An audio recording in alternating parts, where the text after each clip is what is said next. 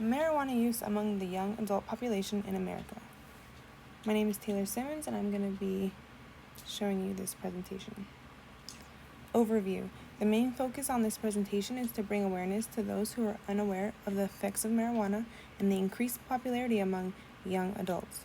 I chose to research and further my knowledge on marijuana use because many people that I love use marijuana with the belief that marijuana is a natural plant and can do no harm. I can never agree or disagree with that statement because of the lack of knowledge I've had towards this subject, but now I feel confident enough to bring up what I have studied and learn from various medical articles and websites and give this knowledge to my loved ones so that they can make wise life choices on their own. I also chose to research this specific age group because marijuana use seems to be very common in my area and possibly a public health concern for our young adults. Some marijuana facts. Marijuana is a mixture made from the dried flower cannabis sativa and more than 500 chemicals, one of which is the psychoactive chemical delta-9 tetrahydrocannabinol, which is commonly known as THC, and that is the main chemical to give off the intoxicating effects in users. Marijuana can be smoked in a hand-rolled cigarette, a bong, and a vaping device. It can be eaten as an edible or drank as an edible, and it also can be applied on skin as an oil or lotion. Marijuana is the third most addictive drug among young people after tobacco and alcohol. In 2018, more than 11.8 million young adults use marijuana in America. Smoking marijuana has specifically become more common due to the growing popularity of vaping devices that contain THC. Some health risks. Some short-term effects include THC going into your lungs and into your bloodstream, and then to your brain and other organs in the body. THC influences these brain cell receptors that are responsible for brain development and function. This causes mood changes, impaired body movement, problem solving and thinking difficulties, impaired memory, hallucinations, delusions, and psychosis. When using marijuana as a teenager or young adult, this drug impairs the user's memory, learning functions, and how the brain builds connections between the areas necessary for these functions.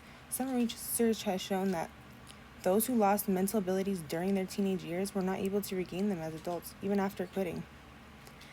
Many marijuana users develop breathing problems due to the marijuana smoke irritating their lungs, and these breathing problems are similar to tobacco smokers.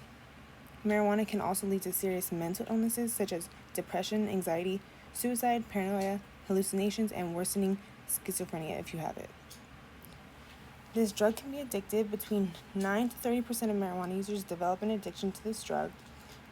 Withdrawal symptoms are mild and include grouchiness, sleepiness, anxiety, and either a decreased or an increased appetite. At-risk consumers. Approximately 1 in 10 people who use marijuana will become addicted. When you start before the age of 18, the rate of addiction increases to 1 in 6. In 2019, nearly 1/3 of 8th graders said it was fairly easy or very easy for them to get marijuana. Nearly 60% of 10th graders and over 3/4 of 12th graders said the exact same thing.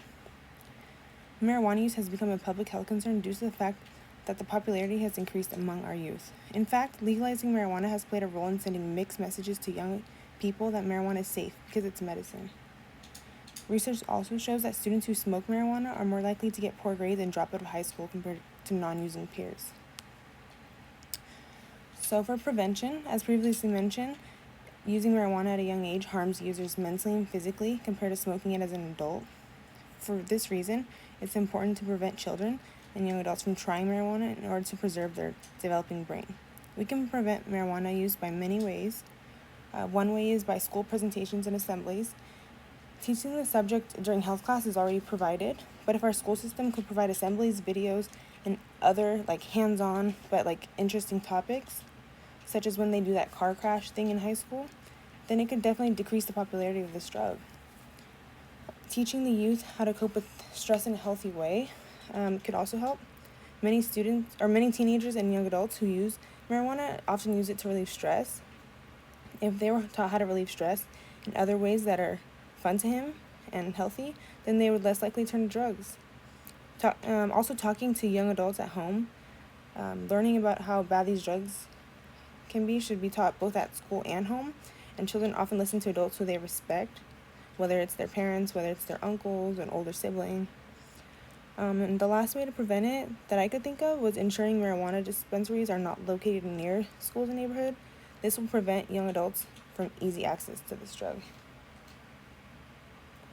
For treatment, there are a couple options. Marijuana addiction can be very similar to other drug addictions.